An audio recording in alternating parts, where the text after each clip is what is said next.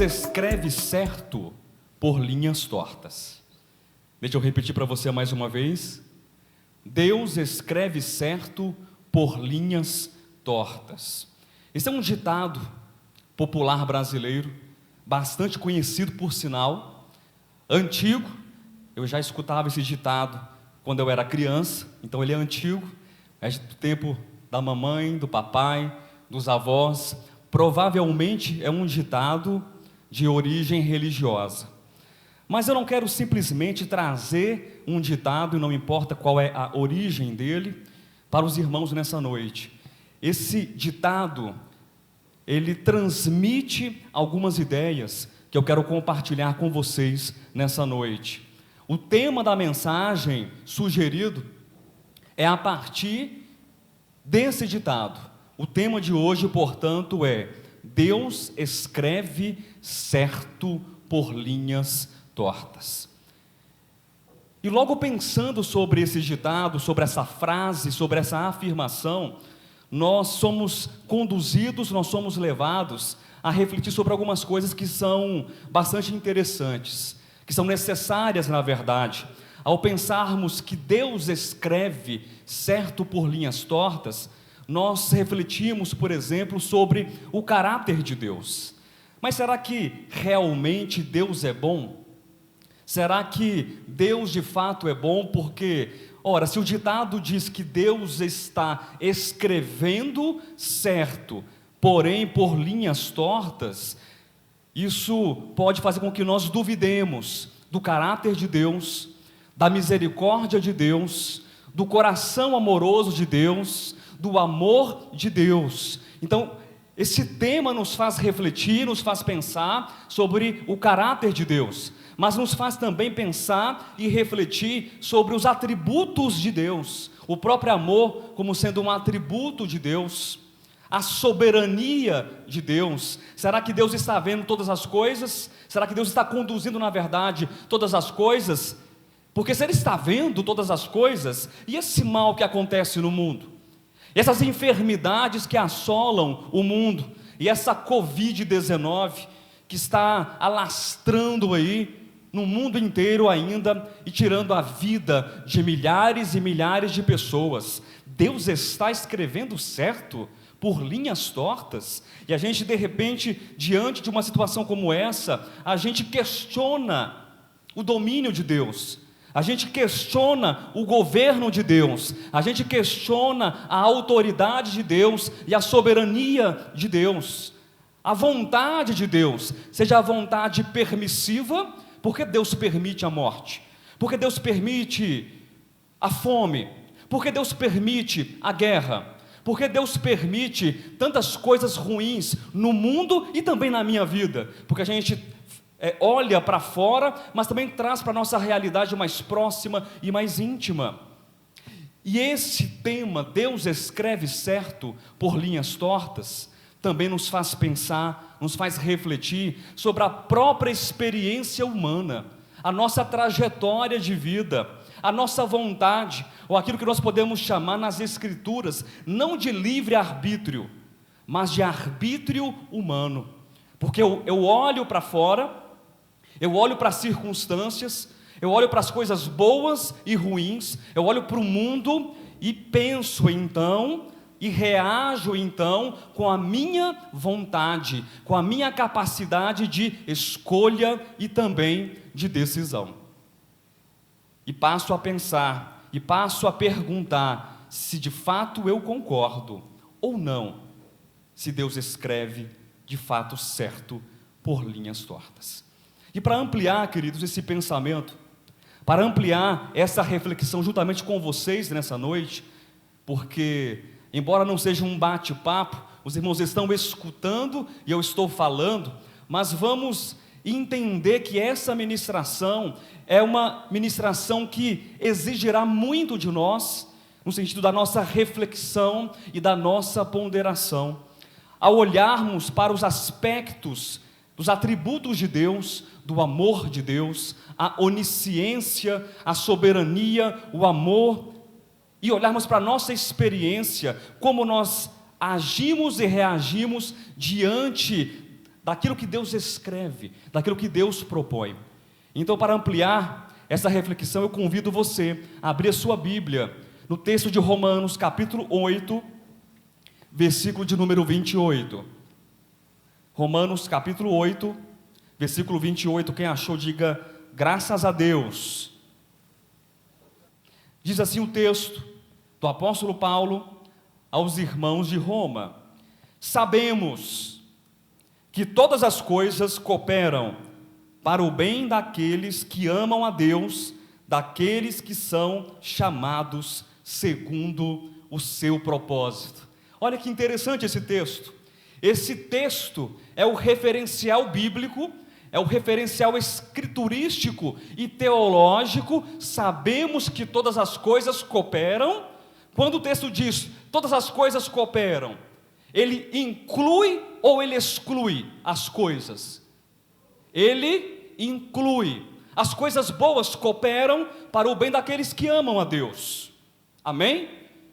E as coisas negativas e ruins, e os meus tropeços e os meus fracassos, quando eu amo a Deus, isso também pode cooperar, ou coopera para o bem daqueles que amam a Deus. Então esse texto é interessante porque ele é o referencial bíblico escriturístico desse ditado popular, que Deus escreve certo por linhas tortas. E esse texto é um texto muito rico, tanto do ponto de vista teológico, como também do ponto de vista da organicidade, daquilo que o apóstolo Paulo traz nessas referências. Se vocês procurarem ler esse capítulo desde o início, vocês verificarão que o apóstolo Paulo fala que nós somos filhos de Deus, que nós somos herdeiros de Deus, que nós somos co-herdeiros com Cristo Jesus, o nosso Senhor. Então é uma palavra, do ponto de vista teológico, muito elevada, muito significativa e muito importante para a nossa construção da nossa identidade em Cristo Jesus. É uma teologia precisa,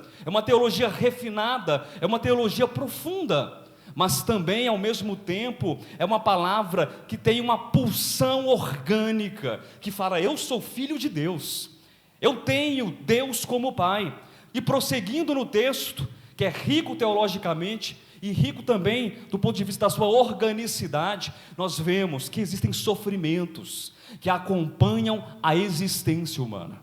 Nós sofremos, queridos, nós sofremos no momento que nós nascemos. Desde o nosso nascimento, o ser humano sofre. Você sabia que o parto é um dos maiores traumas do ser humano? Já no momento do parto nós já estamos sofrendo, e a gente cresce, a gente vai sofrendo, e a gente vai percorrendo algumas coisas na vida, e a gente vai colecionando alguns sofrimentos. Mas o apóstolo Paulo fala que não importa o tipo de sofrimento, não importa o tamanho do sofrimento, não importa a origem do sofrimento, nenhum sofrimento pode roubar de nós, pode tirar de nós a glória que por vir será manifestada em nós e através de nós. Então perceba a riqueza teológica e também pulsante, orgânica desse texto. E o apóstolo Paulo também prossegue nesse texto de Romanos dizendo que nós que sofremos, nós que somos filhos de Deus, nós que somos herdeiros do Pai, nós que somos co-herdeiros com Cristo Jesus, o nosso Senhor, nós não sabemos orar como convém. A gente não sabe orar. Pastor, a gente não sabe orar, nós não sabemos orar. Mas graças ao nosso bom Deus e misericordioso Deus, porque nós temos o Espírito Santo de Deus em nós, que intercede por nós junto a Deus. E Paulo também prossegue dizendo, ainda em Romanos, é um capítulo muito rico e muito extenso, dizendo que de antemão, na eternidade passada, Deus nos escolheu. Você sabia que você foi escolhido por Deus? Mas quando foi? Foi no ano de 1960, foi no ano de 1970, foi no ano de 1980, eu lembro, pastor, até hoje, eu lembro o dia do meu batismo, Eu recebi um certificado de batismo, com meu nome em letras douradas, e o pastor da minha igreja assinou embaixo, e eu recebi aquele certificado belíssimo. No dia em que Deus me chamou, de fato houve um chamamento, mas a escolha é anterior ao tempo, a escolha é anterior à igreja, a escolha é anterior à criação dos céus, da terra e de todo o universo. Nós já estávamos no coração do Pai, planejados por Ele, desde os tempos eternos.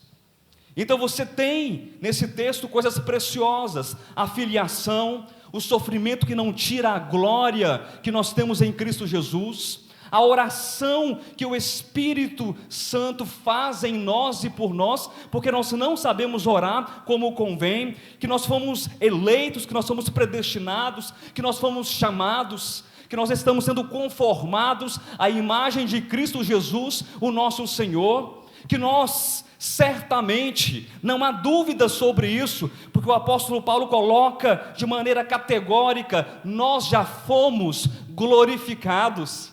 Amém? Você está glorificado? Nós estamos glorificados, pastor. Eu só vejo um corpo cheio de rugas, eu só vejo um corpo cheio de enfermidades, eu só vejo um corpo que quando vem uma gripe, eu caio prostrado numa cama, eu só vejo um corpo que o cabelo está caindo, eu só vejo um corpo e uma vida de frustrações, de decepções, de tristezas, de dor. Eu vejo um mundo de violência, e eu fico então decepcionado, eu fico cansado, eu fico frustrado, e às vezes penso em desistir.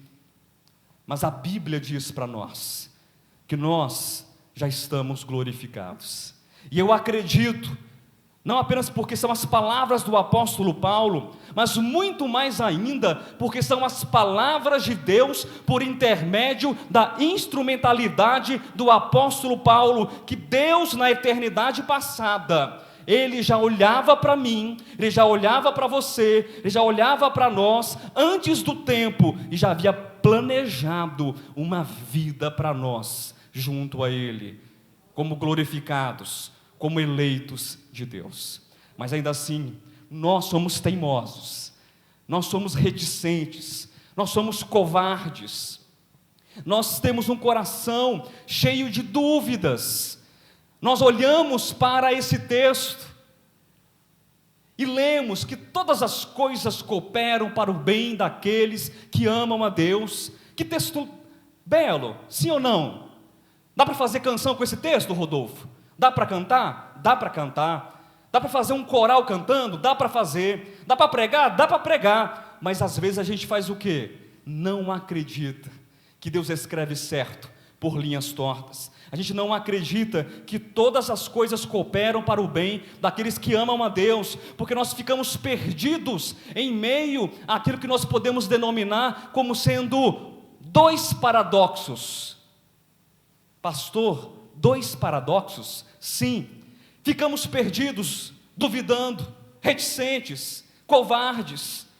Diante da grandeza de Deus, eu olho para a fraqueza e pequenez humana.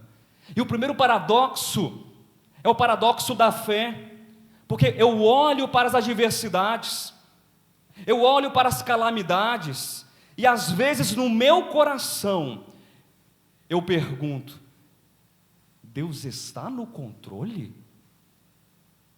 Atire a primeira pedra quem nunca pensou assim.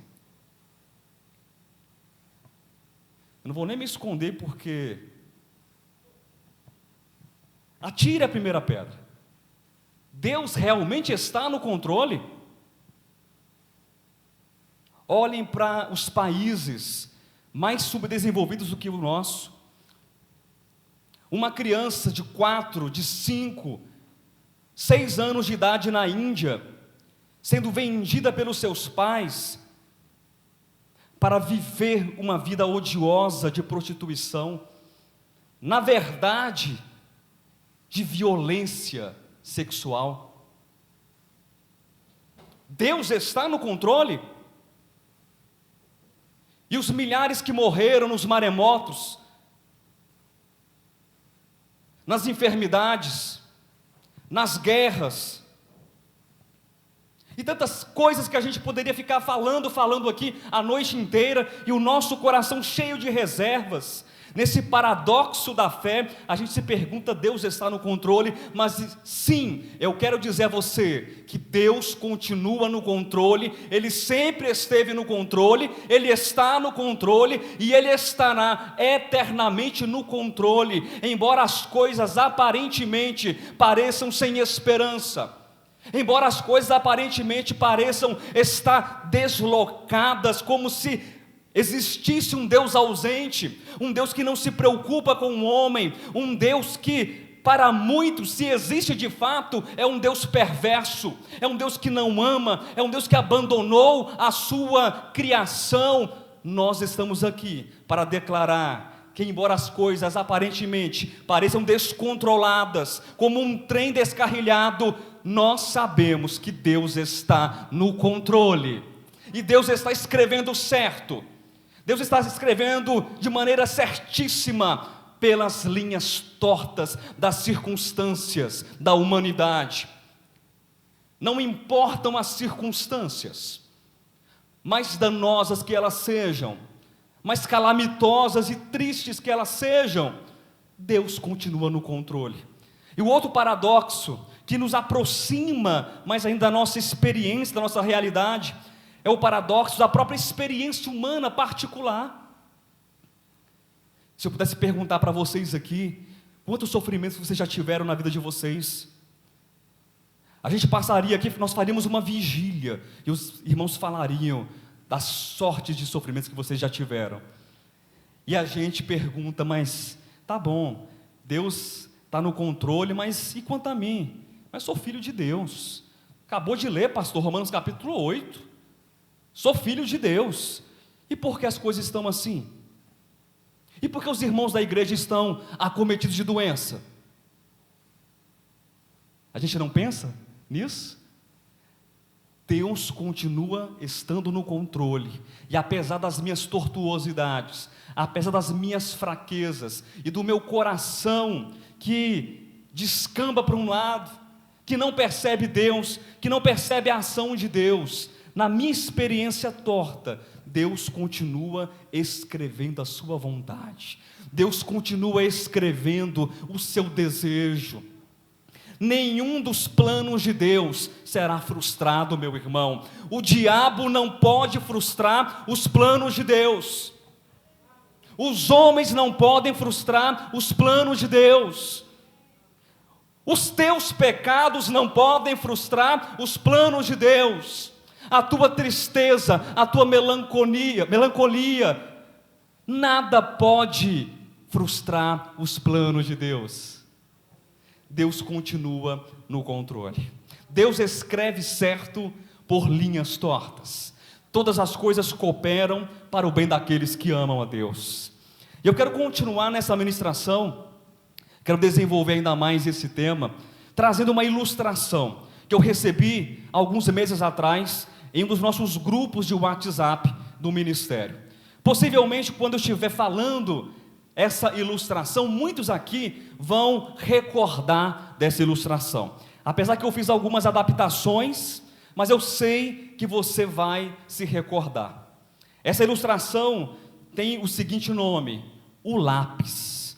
Quem lembra dessa ilustração? Deixa eu ver alguma mão. 1, 2, 3, umas 4 pessoas lembram dessa ilustração, o lápis.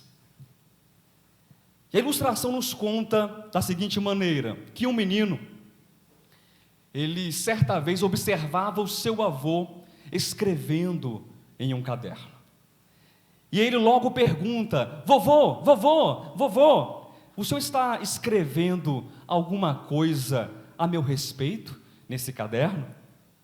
E o avô então se dirige ao neto, olha para o neto, sorri e diz assim: sim, eu estou escrevendo alguma coisa sobre você nesse caderno. E aproveitando, meu netinho, eu gostaria de ensinar a você 2 lições muito valiosas. E eu quero que você preste muita atenção em cada uma dessas lições valiosas que o vovô quer ensinar a você. E o netinho diz então: tá bom, vovô, eu vou prestar atenção. A primeira lição é que tudo aquilo que eu escrevi sobre você é muito importante. Entendeu? Entendi. A segunda lição é que o lápis que eu estou utilizando para escrever, ele também é importante, ele é especial. E o neto, então, um pouco inquieto e desconfiado do avô, disse assim: mas o lápis é especial? Vô, esse lápis ele é igual a qualquer um outro lápis. Não tem nada de especial nesse lápis. E o avô então fala para o seu netinho: depende muito de como nós vemos, de como nós enxergamos. Esse lápis, meu neto, possui 5 qualidades, 5 características, que se você puder experimentá-las na sua vida, você certamente será um homem de bem. Você certamente será alguém de paz, ou com paz consigo mesmo, para com o mundo e para com Deus. E o avô continua dizendo para o neto e falando a partir de então quais são as 5 qualidades, quais são as 5 características que aquele lápis possuía. E o avô prossegue falando: eu escrevi sobre você coisas fabulosas, coisas extraordinárias. E do mesmo modo que eu escrevi coisas fabulosas e extraordinárias, você também pode realizar coisas fantásticas, fabulosas e extraordinárias. Mas saiba de uma coisa, meu neto: o lápis não escreve sozinho. Foi necessário uma mão segurando por trás daquele lápis. E aprenda uma grande lição: você não pode fazer nada se Deus não estiver no controle da sua vida. Se a mão de Deus não estiver te conduzindo, tudo será inútil.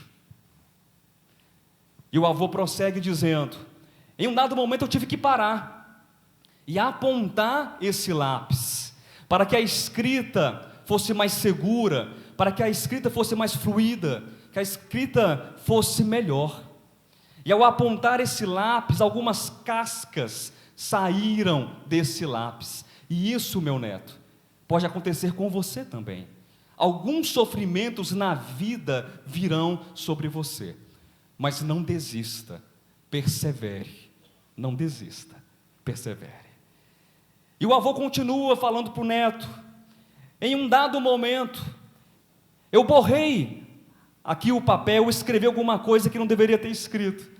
Peguei uma borracha, apaguei aquilo que eu escrevi e depois continuei do ponto onde eu havia errado, parado e corrigido. Saiba de uma coisa, meu neto: você vai errar na vida, mas você precisa consertar, você precisa aprender, você precisa corrigir os seus erros e prosseguir. E a quarta característica, a quarta qualidade, o avô então apontou o lápis na direção do neto e disse assim: olha, o mais importante não é a casca que está aqui fora, o mais importante não é a madeira que reveste o lápis, o mais importante é o grafite, é aquilo que está dentro. Meu neto, o mais importante não é a aparência, o mais importante não é o que está do lado de fora, mas é o coração, é o seu conteúdo e a sua essência. E para encerrar, a quinta qualidade que o avô apresenta ao neto, ele diz o seguinte: eu escrevi algumas coisas e deixei alguns registros, marcas nesse papel. Saiba, meu neto, que por onde você passar, você deixará alguns registros também, um legado atrás de você. Nunca se esqueça disso. E a partir de agora, queridos, eu quero apresentar alguns textos das Escrituras que nos ajudarão a entender que essas qualidades, elas devem fazer parte das nossas vidas. Que essas características devem fazer parte também da nossa existência. E certamente nós iremos compreender que a vontade de Deus, apesar dos pesares, das tortuosidades da nossa vida ou das circunstâncias externas ou internas, a vontade de Deus sempre acontecerá. Primeiro texto, eu quero convidar você a abrir a sua Bíblia, por favor, no livro de Daniel, capítulo de número 3, são muitos textos, capítulo de número 3, eu vou ler do versículo 14 até o versículo 18, quem achou, diga amém. Deus escreve certo por linhas tortas, todas as coisas cooperam para o bem daqueles que amam a Deus. Diga, eu amo a Deus. Daniel 3, do 14 até o versículo 18. Falou Nabucodonosor e lhes disse: é verdade, ó Sadraque, Mesaque e Abednego, que vós não servis a meus deuses, nem adorais a imagem de ouro que levantei? Agora, pois, estáis dispostos, e quando ouvides o som da trombeta, do pífaro, da cítara, da harpa, do saltério, da gaita de fole, prostrai-vos e adorai a imagem que fiz. Porém, se não a adorardes, sereis no mesmo instante lançados na fornalha de fogo ardente. E quem é o Deus que vos poderá livrar das minhas mãos? Responderam Sadraque, Mesaque e Abednego ao rei: ó Nabucodonosor, quanto a isso não necessitamos de te responder. Se o nosso Deus, a quem servimos, quer livrar-nos, ele nos livrará da fornalha de fogo ardente e das tuas mãos, ó rei. Se não, fica sabendo, ó rei, que não serviremos a teus deuses, nem adoraremos a imagem de ouro que levantastes. A primeira qualidade que todos nós precisamos ter e nutrir e cultivar o nosso coração é reconhecer que há uma mão que controla as existências humanas. Nós precisamos entender, nós precisamos estar claros disso, que não importa o que aconteça, Deus está no controle. Pastor, mas você quer dizer então que eu não vou morrer de Covid-19? Você quer dizer então, pastor, que nenhum mal vai me acontecer? Não, eu estou dizendo que ainda que você esteja na fornalha, Deus estará com você, para te dar paz, socorro no momento da morte, ou livramento também diante dos homens. Deus sempre estará no controle. Mas infelizmente nós temos uma tendência, e o ser humano é tendencioso, de dizer assim: Deus só está no controle quando as coisas vão bem. Deus só está no controle quando eu não passo tribulações. Deus só está no controle quando as coisas estão de acordo com a minha vontade. Meu querido, o soberano aqui não é você, o soberano aqui é Deus. Quem escreve na linha do tempo, nas circunstâncias, e na vida e nas histórias dos homens, é Deus, não somos nós. Eu imagino a situação daqueles 3 jovens, daqueles 3 rapazes, em um lugar estranho. Você já parou para pensar nessa situação? Eles foram trazidos cativos de Jerusalém para a Babilônia. Impuseram uma nova língua para que aqueles jovens aprendessem, novos costumes sociais e culturais, uma comida diferente que eles não quiseram comer. Tudo foi mudado. E agora de repente alguns anos se passaram, e aqueles jovens já, entre aspas, quase ali que inseridos culturalmente, externamente, eles eram um lápis, como qualquer outro lápis que estava ali, vestidos como caldeus, falando como caldeus, diante de uma multidão de caldeus, mais um lápis na multidão, para escrever de acordo com a vontade de um rei pagão. Mas havia um conteúdo. A gente vai chegar nesse conteúdo daqui a pouco, mas deixa eu adiantar essa parte. Mas havia um conteúdo naqueles homens. E aqueles 3 jovens, por não se prostrarem, como toda a multidão se prostrou, diante daquela imagem de Nabucodonosor, foram lançados na fornalha. Mas antes de lançar na fornalha, o rei pensou: eles são novos aqui, né, gente? Vamos dar um desconto. Porque de repente, esse povo hebreu não entende muito bem a nossa língua ainda. Por que são 2, 3 anos para aprender a língua babilônica? Não é muito tempo ainda. Vamos dar uma oportunidade. Chama um tradutor aqui, por favor. Chama aqui, chama um tradutor. Eu vou falar e você vai traduzir, porque vocês não entenderam. E o rei explicou, tintim por tintim, para aqueles 3 rapazes, o que é que aconteceria se eles não se prostrassem. E ainda diz, ainda pergunta: quem é o Deus que vai livrar vocês da minha mão? Aquele homem estava dizendo: quem é Deus aqui sou eu. Quem manda aqui sou eu. Não existe Deus que possa livrar vocês. E aí a gente, em uma teologia humanista, em uma teologia que tudo tem que dar certo, que tudo tem que estar muito bem, corretinho, de acordo com a minha vontade, a gente logo pensa assim: acho que a resposta deles deveria ser a seguinte: Deus vai me livrar, porque Deus está no controle dessa situação. Oh, glória a Deus! E aí eles respondem uma coisa: fica sabendo de uma coisa, ó rei. Se Deus quiser nos livrar, Ele pode nos livrar, e Ele vai nos livrar. Mas se Deus não quiser nos livrar, Ele não vai nos livrar. Eles disseram, trocando em miúdos, em entrelinhas: não importa o que aconteça conosco, se nós sairemos vivos da fornalha de fogo, ou se nós morreremos aqui queimados, Deus é Deus, não importa a circunstância, Deus é Deus, Deus está no controle, independentemente das situações. Meu querido, Deus está no controle sobre a tua vida, Deus está no controle sobre a vida da igreja.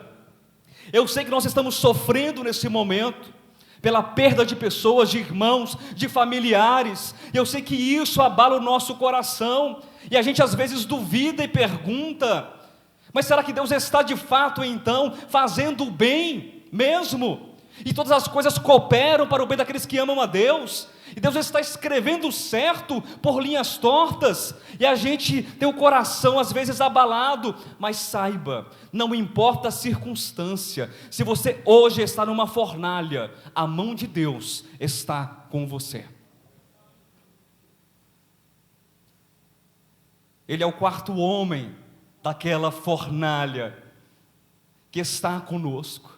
Eu imagino, quando eu olho para a história da igreja primitiva, tantos milhares que foram livres das bocas dos leões. Ou não foram livres? Foram, muitos foram livres. Tantos centenas que foram livres da crucificação, ou não foram? Foram. Mas e os que não foram? E os que foram crucificados nus nas estradas de Roma? E os que foram lançados, vestidos de peles de cabras e de cordeiro, nas arenas, para serem devorados pelos ursos, pelos leopardos e leões?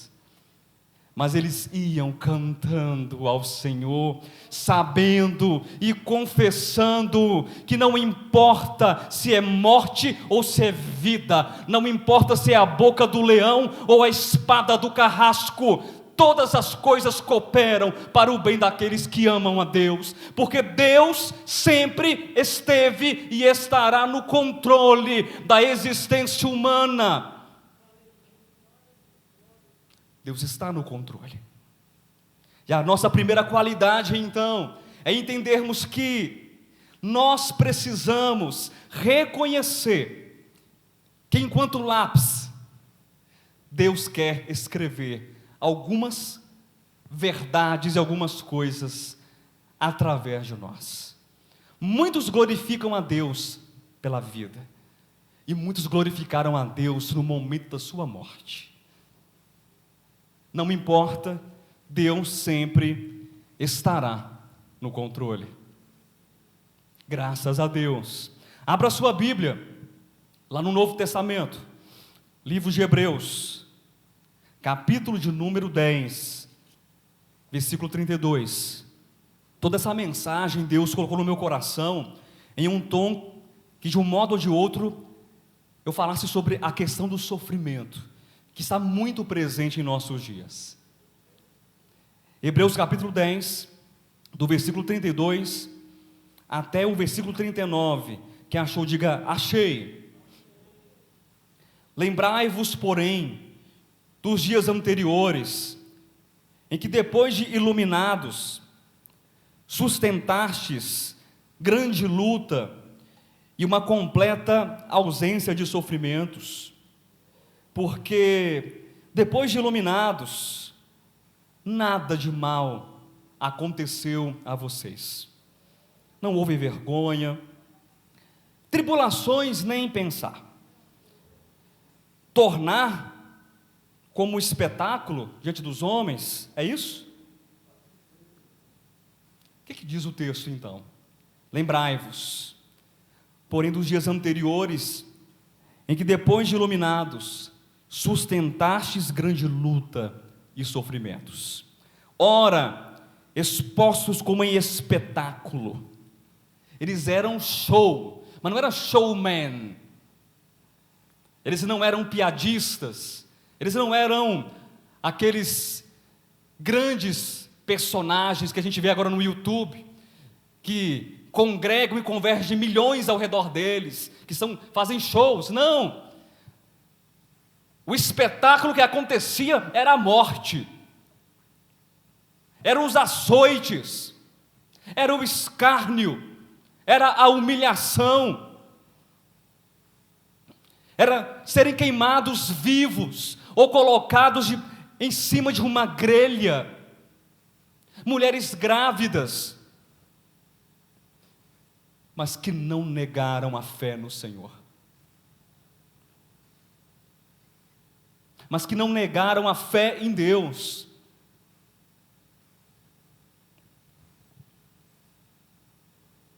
Ora, expostos como em espetáculo, tanto de opróbrio, quanto de tribulações, ora, tornando-vos coparticipantes com aqueles que desse modo foram tratados.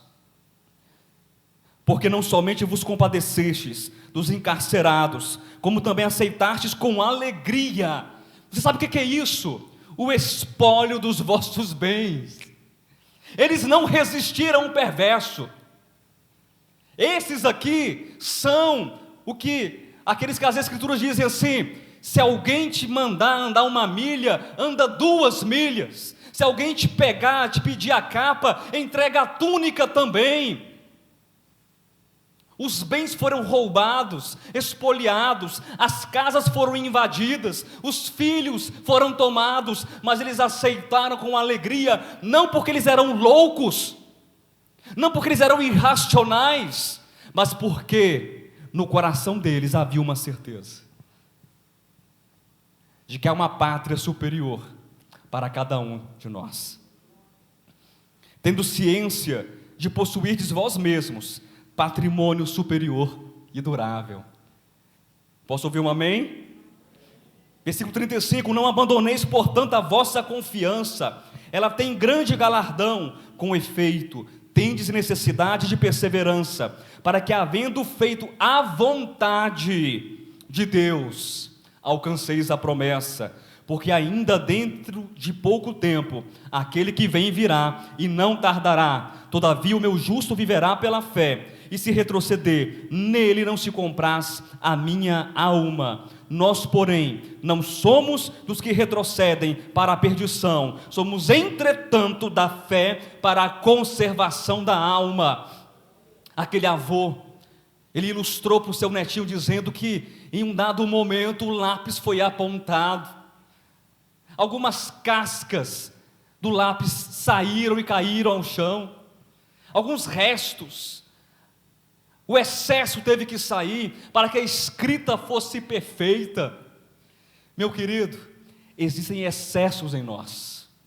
Existem tantas coisas no nosso ego, tantas bestialidades, tantas coisas terríveis dentro de nós, tantas trevas ainda dentro de nós, mas Deus, Ele permite a limpeza. Deus permite que os ramos da videira sejam limpos para frutificar. Deus permite sim que os sofrimentos venham, e Ele está no controle, e Ele permite que isso aconteça, que essa aprovação venha, para que nós saiamos do outro lado aprovados, e melhores, e mais fortes, e mais perseverantes, alcançando nós a promessa em vida, pelos olhos da fé. A segunda qualidade que um bom lápis precisa ter é perseverança. Não desista quando os sofrimentos vierem. Não desista quando o apontador das circunstâncias tirar de você algumas cascas, algumas lascas. Não desista de prosseguir na sua jornada espiritual com Deus, com a igreja, com os irmãos. Não desista. É necessário que exista perseverança. No nosso coração, nós não somos aqueles que esmorecem, amém? Nós não somos aqueles que desistem, amém? Nós somos da fé para a conservação da alma. Olha como o apóstolo escreve esse texto: conservação da alma, porque o corpo pode ser destruído, porque o corpo está sendo destruído de um modo ou de outro, mas a nossa alma, o nosso espírito estão seguros, firmes e inabaláveis em Deus. Nós podemos ser tocados no nosso corpo, mas a nossa alma e o nosso espírito estão firmes no Senhor. A segunda qualidade, a segunda característica então de um lápis na escrita de Deus é a perseverança, meu irmão. Não desista diante de nada nessa vida. Saiba que, em primeiro lugar, Deus está no controle. E saiba que Deus, apesar de permitir alguns sofrimentos, Deus, Ele espera você do outro lado, sabendo que você sairá melhor, mais firme e mais apontado, para que a vontade de Deus seja escrita na sua vida. Glória a Deus. Abra sua Bíblia também, voltando algumas páginas, no Evangelho de João, capítulo de número 13. Qual é a primeira qualidade que nós temos que ter? Qual é? Reconhecer a mão de Deus. Segunda qualidade, perseverar diante do sofrimento. Terceira qualidade, aprender com os nossos erros. Aprender com os nossos erros. Todo mundo aqui erra, ou não erra? Todo mundo erra. Tem uns que erram mais, tem uns que erram menos, e tem uns que a gente nem conta. Mas todo mundo erra. E erros trazem consequências. A gente erra e a gente fere quem está perto da gente. A gente erra e a gente fere os irmãos da igreja. A gente erra e a gente faz uma série de bobagens, de bagunça na nossa vida. E às vezes a gente tem vontade, sabe de quê? De sentar no meio-fio, no meio do caminho e chorar, como uma criança. Eu já tive vontade, muitas vezes, diante dos meus erros, dos meus fracassos, das minhas decisões, de bater a cabeça na parede e de cavar um buraco e me enterrar, porque o erro era grande. Eu pensava assim: não dá para sair dessa situação, não dá para consertar esse erro aqui. Já pensou assim alguma vez? Olha só, eu não sei se o seu erro é maior do que esse erro que eu vou apresentar aqui para você. Nós estamos aqui na terceira característica ou terceira qualidade de um lápis, que é permitir que quando errar, é aprender com os seus erros, porque a borracha virá, viu? A borracha virá para apagar os erros. E eu não sei se o seu erro é maior do que esse, mas eu quero compartilhar com você, vai que o seu erro é maior, e a gente então pode fazer uma seleção, reescrever as escrituras, colocar aqui de repente uma nota de rodapé e falar que o erro do Rodolfo deveria ser colocado então no lugar desse erro que eu vou ler aqui. Topa, Rodolfo, então? Eu coloco uma nota de rodapé, a gente vai imprimir uma Bíblia só nossa, porque o erro do Rodolfo é maior do que o erro desse indivíduo que eu vou ler para vocês. Segura aí, Rodolfo, se o seu erro for maior, você fala comigo no final do culto que a gente vai mandar fazer essa edição extraordinária. João capítulo 13, do versículo 36 até o versículo 38. Perceba aí, Rodolfo, depois você me responde no final. Perguntou-lhe Simão Pedro: Senhor, para onde vais?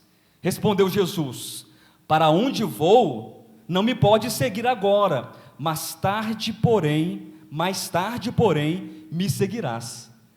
Que coisa linda, não é? Para por aqui. Fica tudo bom, não fica? Você não vai agora, mais tarde você irá. Pronto, não lê mais nada. Rodolfo, é com você, aí você depois me diz. Replicou Pedro: Senhor, por que não posso seguir agora? Mas como assim? É claro que eu vou. Por ti darei a própria vida. Tu está falando é com cabra macho, sim senhor. Está pensando o que, Senhor? Por ti darei a própria vida.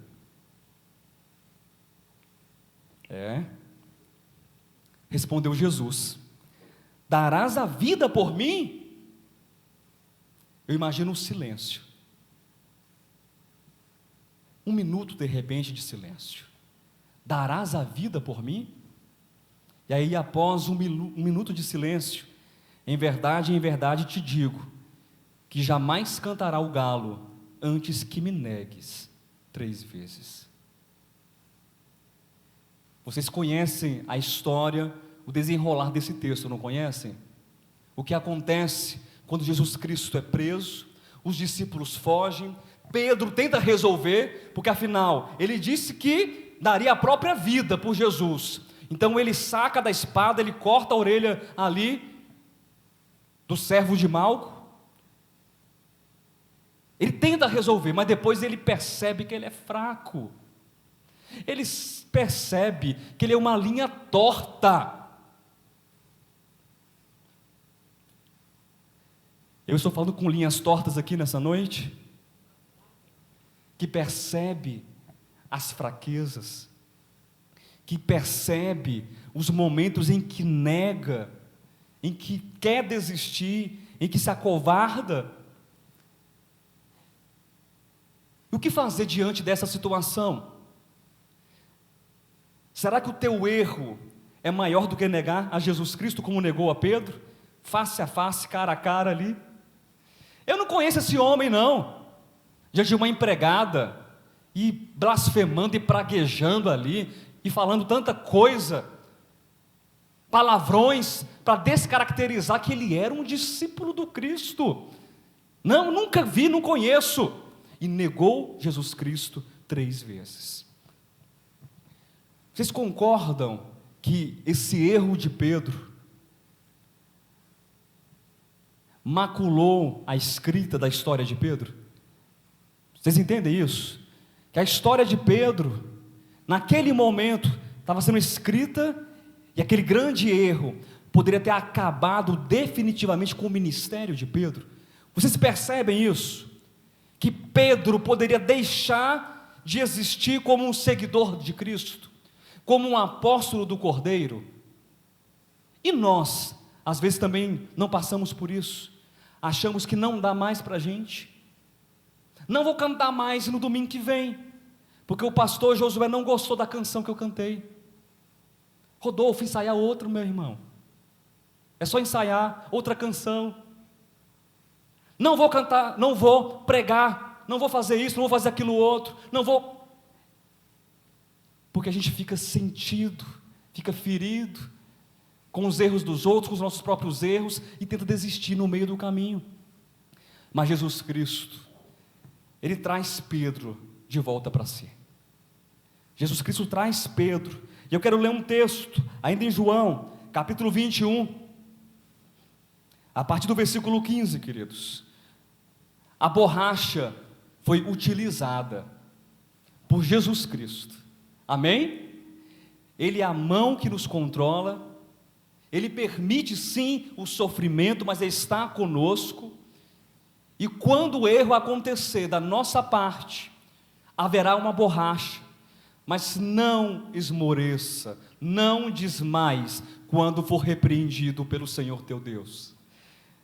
E Pedro está diante de uma borracha santa, de uma borracha espiritual, no capítulo 21 de João, a partir do versículo 15, que diz assim: depois de terem comido, perguntou Jesus a Simão, Pedro: Simão, filho de João, amas-me mais do que estes outros?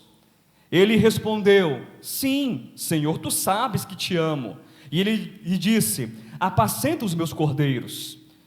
Tornou a perguntar-lhe pela segunda vez: Simão, filho de João, tu me amas? Ele respondeu: sim, Senhor, tu sabes que te amo. Disse-lhe Jesus: pastoreia as minhas ovelhas. Pela terceira vez Jesus lhe perguntou: Simão, filho de João, tu me amas? Pedro entristeceu-se por ele lhe ter dito pela terceira vez: tu me amas? E respondeu: Senhor, tu sabes todas as coisas, tu sabes que eu te amo. Jesus lhe disse: apacenta as minhas ovelhas. Ele foi recomposto, ele foi reconduzido. A história de Pedro poderia ter acabado naquele momento em que ele negou Jesus Cristo 3 vezes, e depois tudo aparentemente se acaba. As circunstâncias aparentemente são circunstâncias de desolação, porque Jesus Cristo morreu, e aí eles não sabem o que aconteceria mais, mas Ele ressuscita, Ele aparece para os discípulos na praia, Ele come com os discípulos, mas Jesus Cristo, Ele traz a memória, Ele traz a lembrança, aquela linha torta de Pedro, aquela história de Pedro, onde Jesus Cristo foi negado por Pedro 3 vezes, e Jesus olha nos olhos de Pedro e pergunta: você me ama? Sim, eu amo, Senhor, então apacenta as minhas ovelhas. E pela segunda vez: você me ama? Sim, eu amo, Senhor, então apacenta as minhas ovelhas. E pela terceira vez: tu me amas? E Pedro se entristece, porque ele se recorda do momento, do episódio que ele negou a Jesus Cristo. Mas Jesus Cristo não está dando um tapa na cara de Pedro, muito pelo contrário, Jesus Cristo está apagando, fazendo ali com que a vida tortuosa de Pedro possa ser recomposta, o erro possa ser corrigido. Não importa o teu erro, meu querido, não importa o tamanho do teu erro, do teu equívoco, o que você fez, você pode recomeçar. Permita que Deus recomece sempre que for necessário escrever uma história na tua vida. Uma história de bênçãos, em que Deus é glorificado através de você. Primeira qualidade de um lápis ou de uma pessoa é reconhecer a mão de Deus. A segunda é a perseverança. A terceira é o aprendizado diante dos erros. A quarta, eu quero ler com você em Romanos capítulo 12, versículo 2. Abra, por favor. Romanos capítulo 12, versículo 2. Aquele vovô disse para o netinho que o que importava não era a aparência do lápis, mas era o quê? Lembram da história? O que estava dentro. Já pegaram alguma vez um lápis que se quebra todo? Gente, isso é terrível. Um lápis que você aponta e ele vai quebrando e vai desmanchando na sua boca, na sua mão. Eu pensei no biscoito creme cracker. Já viram isso? Você vai apontando, ele vai desmanchando, vai esfarelando, parece farinha, parece areia. O grafite não presta. Tem muita gente que é bonita por fora, não tem? Eita, mulherão, homão, não tem? Tem muita gente que se veste bem, não se veste? Tem carrão, tem casona, tem tudo do lado de fora, mas do lado de dentro é um grafite quebradiço e apodrecido. Não é verdade? E o avô daquele menino disse assim: o que mais importa é o conteúdo, é a essência, é o grafite, é quem você é. Meu querido irmão, nós somos filhos de Deus, e como filhos do Altíssimo, nós temos luz dentro de nós, nós temos a luz dentro de nós. Por fora nós podemos ser apenas homens de barro, quebradiços, mas por dentro nós somos homens de luz, porque Deus habita em nós, e dissipa as trevas de dentro de nós, e trata com o pecado que está em nós. O que importa não é a aparência, o que importa não é o que está do lado de fora, mas o que importa é o nosso coração e a nossa consciência unida a Cristo Jesus, o nosso Senhor. A quarta qualidade, a quarta característica desse lápis, ou desse homem, ou dessa mulher, na escrita divina, é uma consciência unida a Deus. É uma mente transformada por Deus. E Romanos capítulo 12, versículos 1 e 2, nos diz assim: rogo-vos, pois, irmãos, pelas misericórdias de Deus, que apresenteis o vosso corpo por sacrifício vivo, santo e agradável a Deus, que é o vosso culto racional. E não vos conformeis com este século, mas transformai-vos pela renovação da vossa mente, para que experimenteis qual seja a boa, agradável e perfeita vontade de Deus. Deus está escrevendo uma história no universo, desde os tempos eternos. Deus tem uma vontade que é perfeita, Deus tem uma vontade que é agradável, Deus tem uma vontade que é boa, e não importa o que os homens digam, não importa o que as minhas linhas tortas digam, a vontade de Deus sempre continuará sendo boa, perfeita e agradável. O que eu preciso fazer, na verdade, é unir a minha mente, é unir meu coração, é unir a minha consciência a essa vontade de Deus, a essa iluminação interior. E quando isso começar a acontecer, ainda que o grafite, meu irmão, seja quebradiço, ainda que por dentro você não seja um Faber-Castell da vida, Deus vai consertar o que está torto do lado de dentro. Deus conserta o homem de dentro para fora. Nós seremos glorificados, e já estamos glorificados, e o corpo experimentará glória, o corpo experimentará transformação. Eu costumo brincar às vezes, quando eu tenho essa oportunidade, que quando eu for glorificado, eu vou querer ter um braço do tamanho do braço do irmão Tião. Já viram o irmão Tião? Já viram? Um braço dele dá as minhas duas pernas e os meus dois braços juntos. Mas quando eu for glorificado, eu vou ter aquele corpo glorificado. Mas o que importa na verdade é hoje, é o grafite, é a essência, é o conteúdo, é o coração, é a decisão, é a escolha, é a vontade humana submissa às determinações, à direção e à soberania de Deus. É um grafite, é um coração que se prostra diante de Deus e diz assim para o mundo inteiro e para o universo: Deus é Deus, não me importa o que aconteça, Ele está no controle. Deus é Deus. Embora eu descasque por fora, eu vou perseverar. Deus é Deus. Ainda que eu erre, Deus me dará força e socorro para que eu consiga corrigir os meus erros e ser melhor, e sair mais forte, e sair mais seguro, glorificando o nome de Deus do outro lado. E Deus está aqui, dentro de mim, ampliando a minha consciência, ampliando os meus desejos, ampliando a minha vontade. Mas para quê? Para desejá-lo mais, para amá-lo mais, para buscá-lo mais, para servi-lo mais e melhor. Essa é a consciência que importa e interessa. Mais um texto, abra sua Bíblia em 2 de Paulo aos Coríntios, capítulo de número 10. Ainda falando sobre esse grafite celestial, essa consciência, essa alma. 2 Coríntios 10, apenas nos versículos 4 e 5.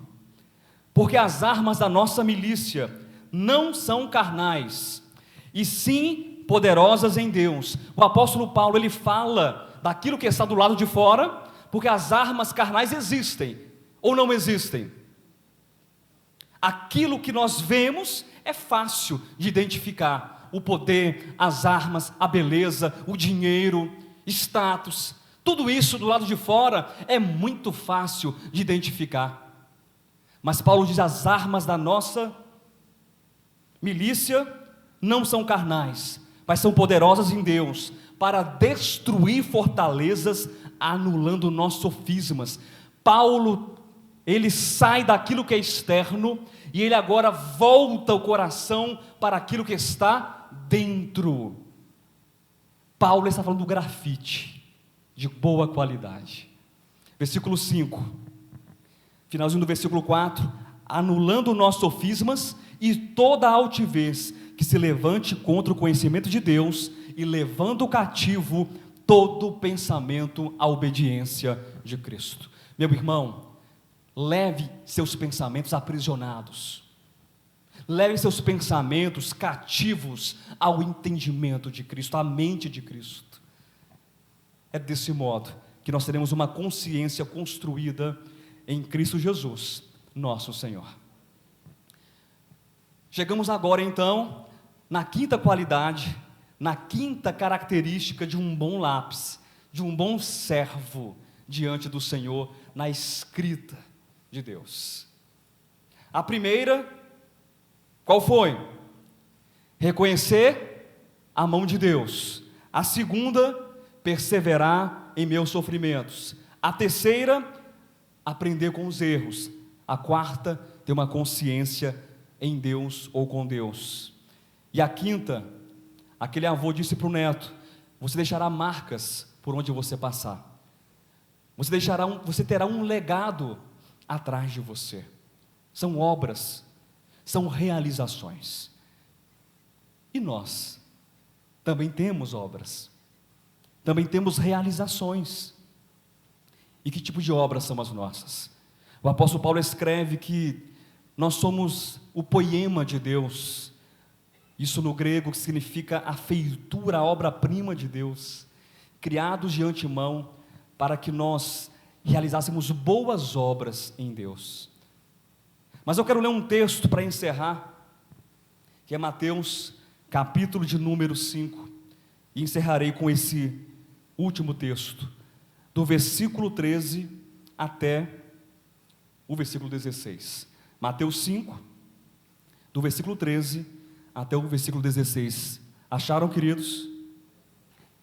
Todas as coisas cooperam para o bem daqueles que amam a Deus E Deus, sim, Ele escreve certo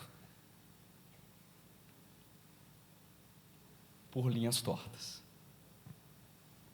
Mas essas linhas tortas, elas precisam, sempre que for possível, ter obras de valor.